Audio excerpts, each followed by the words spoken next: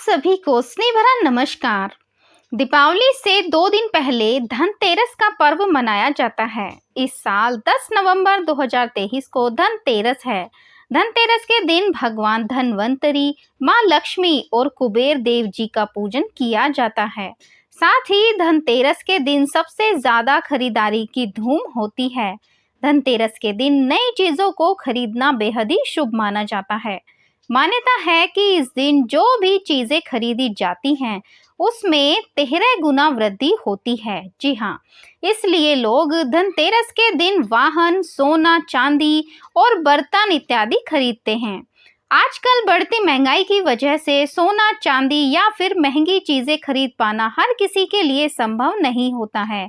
हालांकि शास्त्रों में सोने चांदी के अलावा भी बहुत सी ऐसी चीजें हैं जिनके बारे में आज हम आपको बताएंगे, जो माँ लक्ष्मी को बेहद ही प्रिय हैं। इन्हें आप धनतेरस के दिन खरीदकर घर पे ला सकते हैं।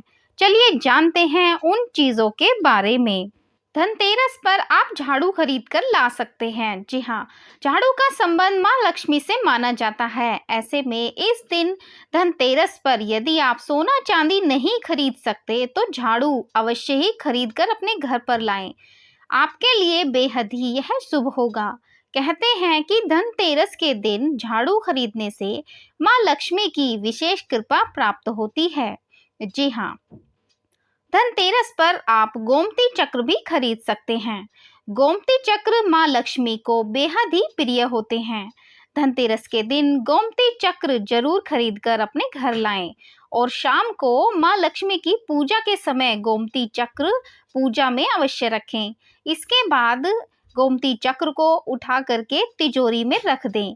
मान्यता है कि ऐसा करने से आपका जो धन है वह हमेशा भरा रहता है और रुपये पैसे की कोई भी कमी नहीं होती। धनतेरस पर आप साबुत धनिया भी खरीद सकते हैं। जी हाँ, इस पावन दिन धनिया खरीदना भी शुभ माना जाता है। ऐसे में इस धनतेरस साबुत धनिया लाकर आप माँ लक्ष्मी को अर्पित करें। फिर बाद में इसे अपने घर के बगीचे में, खेत में या गमले में बो दें। माना जाता है कि इससे साल भर आपके घर में सुख समृद्धि की कमी नहीं होती। जैसे जैसे धनिया बढ़ता है, ग्रो करता है, वैसे वैसे हमारे घर में उन्नति बढ़ती जाती है। आप धनिया भी ला सकते हैं। कहा जाता है कि जब समुद्र मंथन हुआ था तब धनवंतरी देव प्रकट हुए थे, तो उनके हाथों में पीतल की धातु का अमृत कलश था। इसलिए पीतल धनवंतरी देव की धातु मानी जाती है। ऐसे में धनतेरस के दिन पीतल की धातु जरूर खरीदें। इससे आपके घर में सुख समृद्धि आती है। आप इस दिन शंख भी खरीद सकते हैं। धनतेरस के दिन शंख खरीदना बहुत ही शुभ माना जाता है। मान्यता है कि धनतेरस के दिन शंख खरीदकर उनकी पूजा करने से घर में धन धान्य की वृद्धि होती है। साथ ही इस दिन भगवान के लिए वस्त्र खरीदना भी बहुत ही शुभ माना जाता है। धनतेरस के दिन आप माता लक्ष्मी और गणेश जी की मूर्ति भी खरीद लें। वैसे माता लक्ष्मी और गणेश जी का पूजन दीपावली वाले दिन होता है, इसीलिए आप धनतेरस वाले दिन ही गणेश जी की और लक्ष्मी जी की मूर्ति खरीद सकते हैं। साथ ही आपको कमल गट्टे भी लेने हैं। कमल गट्टे आप 5, 7 या 9 में खरीद सकते हैं। आप इस दिन खील, बताशे और खिलौने भी खरीद सकते हैं, जिससे बच्चे खुश होते हैं और बच्चे खुश होते हैं तो घर में माता लक्ष्मी अवश्य ही प्रवेश करती है। धनतेरस के दिन आप श्री यंत्र भी जरूर लाएं। श्री यंत्र माता लक्ष्मी और कुबेर भगवान जी का यंत्र होता है, जिसे आप पूजा करने के बाद अपने धन के स्थान पर रख दें, जिससे साल भर आपके घर में उन्नति और समृद्धि बनी रहती है। इस दिन आप नमक भी खरीद सकते हैं। जी हाँ, और आप मिट्टी के दिए, जो मिट्टी के दिए होते हैं वह आप अवश्य खरीदें और उनसे अपने घर को सजाएं।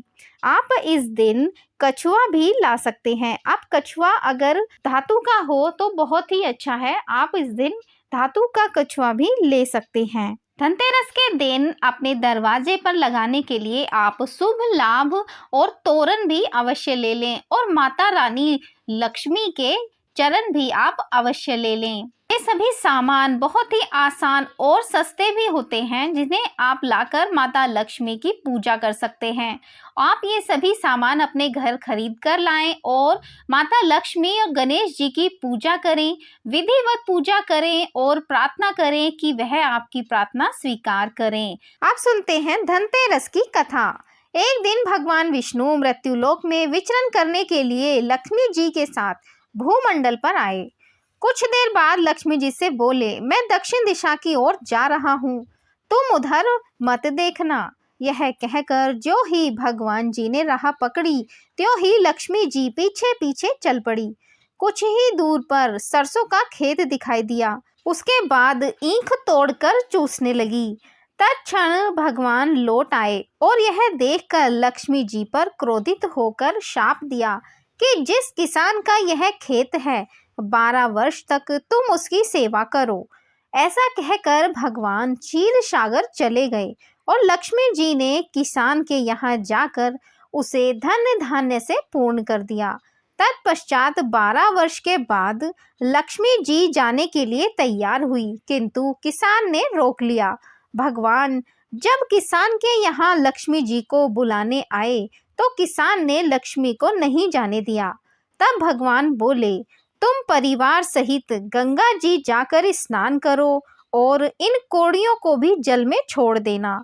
जब तक तुम नहीं लौटोगे तब तक नहीं जाएंगे। किसान ने ऐसा ही किया।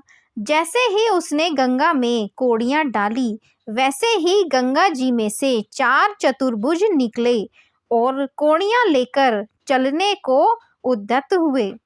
जब किसान ने ऐसा आश्चर्य देखा तो गंगा जी से पूछा कि ये 4 भुजाएं किसकी थी। गंगा जी ने बताया कि हे किसान, वे चारों हाथ मेरे ही थे। तूने जो कोड़ियां मुझे भेंट की हैं, वह किसकी दी हुई हैं?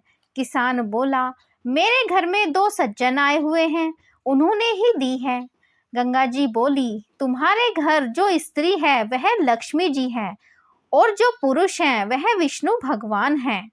तुम लक्ष्मी जी को न जाने देना, नहीं तो तुम पुनः उसी भांति निर्धन हो जाओगे। यह सुनकर जब वह घर लौटा तो भगवान से बोला कि मैं लक्ष्मी जी को नहीं जाने दूंगा। तब भगवान ने किसान को समझाया कि इनको मेरा श्राप था, जो कि 12 वर्ष से तुम्हारी सेवा कर रही हैं। फिर लक्ष्मी चंचल है, इनको बड़े बड़े नहीं रोक सके। किसान ने हठ पूर्वक पुनः कहा, नहीं, मैं लक्ष्मी जी को अब नहीं जाने दूंगा।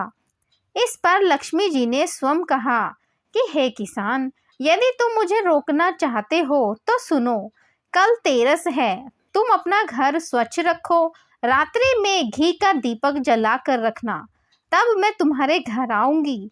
उस समय तुम मेरी पूजा करना, किंतु मैं तुम्हें दिखाई नहीं दूंगी। किसान ने कहा, ठीक है, मैं ऐसा ही करूंगा। इतना कहा और सुन लेने के बाद लक्ष्मी जी दशों दिशाओं में फैल गई। भगवान देखते ही रह गए। दूसरे दिन किसान ने लक्ष्मी जी के कथा अनुसार पूजन किया। उसका घर धन धान्य से पूर्ण हो गया।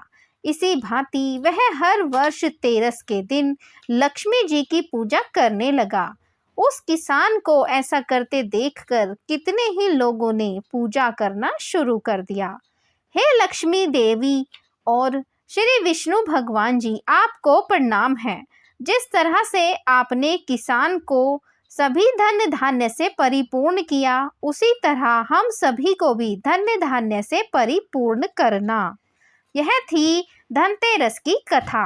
आशा करते हैं आपको हमारे द्वारा बताई गई ये सभी जानकारी और धनतेरस की कथा बेहद ही पसंद आई होगी। कृपया वीडियो को लाइक, शेयर और चैनल को सब्सक्राइब करे बिना ना जाएं।